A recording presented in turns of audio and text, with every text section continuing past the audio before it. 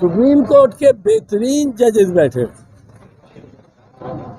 Chief justice صاحب کا ایک اپنا نظریہ ہوتا ہے اور وہ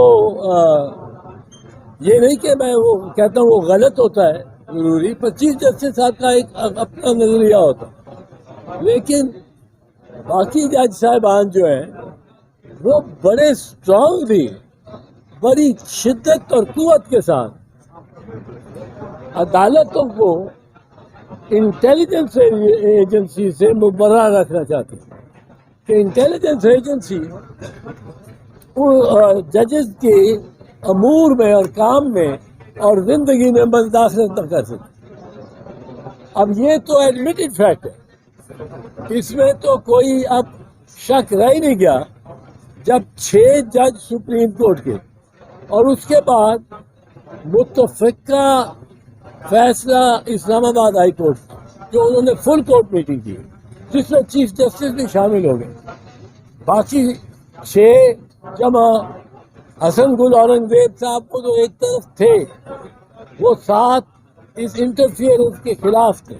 اب چیف جسٹس جو معاونت کر دیتے تھے ہماری نگاہ میں انٹیلیجنس ایجنسیز کے جو مقاصد ہیں ان کے کہے ان کہے وہ کر جاتے تھے، اور انہوں نے بہت مقدمات کو تاخیر بھی کی، لمبی تاریخیں دی، اور ایک جماعت کو کوئی ریلیف نہیں دی. اب وہ بھی شامل ہو گئے. اب 8 کے 8 جج اس ہائی کورٹ کے وہ کہہ رہے ہیں کہ یہ مداخلت ہوتی ہے.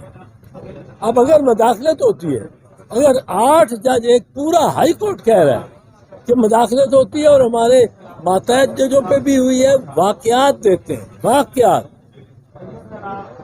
تو جو تجاویز آج سپریم کورٹ نے منگائی ہیں اس کے بارے میں میں ان کے بارے میں پہلے ہی عرض کر دوں کہ ہماری تجویز پہلی ہوگی کہ جو نام لیے گئے ہیں 6 ججوں کے خط پہ اور جو نام دیے گئے ہیں جسٹس شوکت صدیقی صاحب کے خط پہ، وہ نام تو اشکار ہو گئے. ان افسروں پہ پہلے ٹرائل کریں، کیونکہ اگر ان کے خلاف کارروائی نہیں ہوگی تو آپ جتنا مرضی آپ بنا لیں charter of democracy intelligence agencies کے لیے، اس پہ کوئی عمل نہیں ہوگا. اور اطہر من اللہ صاحب نے جیسے کہا کلچر آف ڈیوینس چلتا رہے. سب سے پہلے ضرورت ہے کہ محاسبہ ہو ان کا جن کے نام لیے گئے، وہ بے نقاب بھی ہو.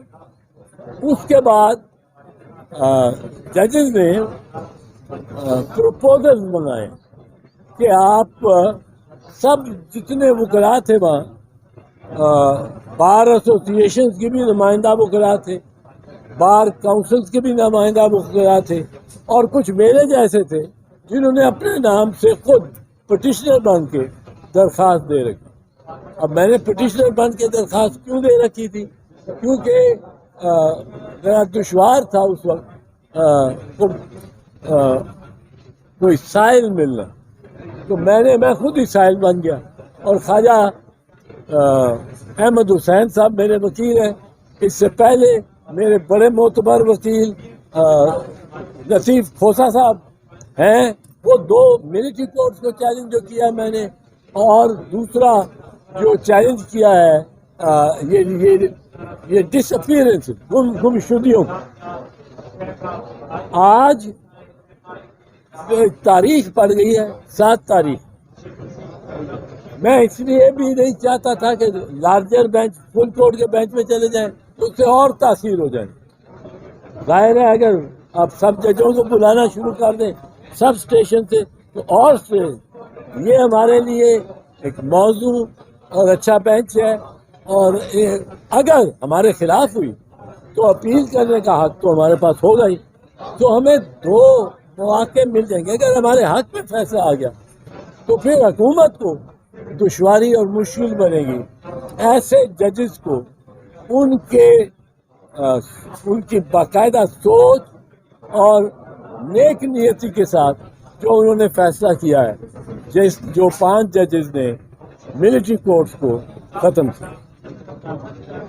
جی بیرسٹر صاحب یہ بتائے گا کہ آپ سینئر وکیل ہیں. بیرسٹر صاحب آپ سینئر وکیل ہیں. چیف جسٹس قاضی خالدہ صاحب سے بننے کے بعد ایک سال میں سپریم کورٹ میں مقدمات 4,500 بڑھ گئے ہیں. تو کیا سیاسی مقدمات کے چکر میں عوامی مقدمات جو ہے پہ جا رہے ہیں؟ اس حوالے سے قاضی خالدہ صاحب سے کیا مطالبہ، کیا مشورہ؟ نہیں، مشورہ میں آپ کو ایک دوں کہ مسئلہ یہ ہے کہ ہر کوئی سمجھتا ہے کہ یہ جو ڈبہ ہوتا ہے جہاں جا کے آپ رجسٹر کراتے ہو اپنی پٹیشن، وہ آپ جس دفتر میں جاتے ہو وہ ڈبہ، لاہور ہائی کورٹ میں ڈبہ لگا، جس طرح وہ ڈاک وہ پوسٹ کا ہوتا تھا، ڈاک خانے کا ریسیو کرنے والا لال، اس میں ایک اوپننگ ہوتی تھی جس میں آپ خط ڈال دیں. اب ہر بندہ سمجھتا ہے کہ مجھے مکھی کاٹ گئی ہے تو میں عدالت میں جا کے ڈبے میں ڈال دوں. پوسٹ باکس وہ ہر بندہ سمجھتا ہے میں عدالت میں جا کے ڈبے میں ڈال دوں. میری سائیکل پنکچر ہو گئی ہے، جس کا کیل جس کے گھر کے باہر ہوئی ہے، اس کے خلاف میں مقدمہ کر دوں اور ڈال دوں.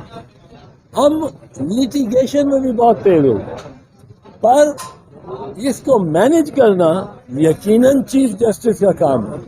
اور چیف جسٹس کو یہ دیکھنا چاہیے، ایک بینچ ایسا بنانا چاہیے کہ کوئی اٹھ کے آ گیا ہے اور کہہ رہا ہے کہ جی اگر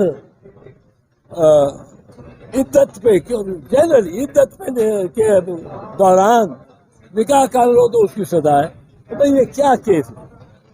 یہ کیس کیا ہے؟ یہ اس طرح کی جو بالکل بےہودہ پٹیشن ہیں اور درخواستیں ہیں، ان پہ سپریم کورٹ کو جرمانہ لگانا چاہیے.